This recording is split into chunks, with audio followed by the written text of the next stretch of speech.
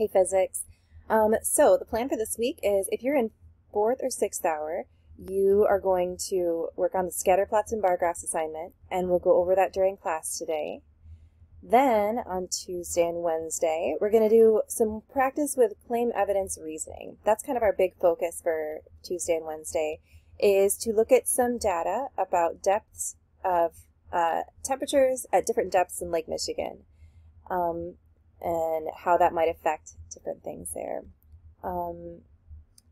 So then in the synchronous time, we're going to go over that graphing data and CER quickly. Like, we're not going to go through every question, but to really kind of just focus in on claim evidence reasoning and how you can extract that from a set of data or a graph.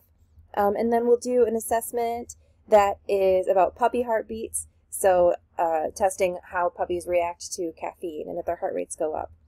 And same thing there, developing a claim, evidence, and reasoning about that.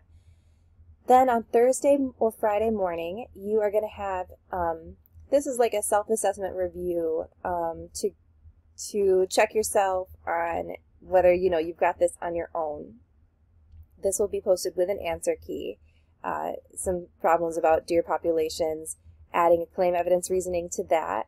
And then on Thursday or Friday afternoon, we'll take a test about graphing data and claim evidence reasonings, and that'll finish up this unit. So, yeah, so we'll see you guys soon.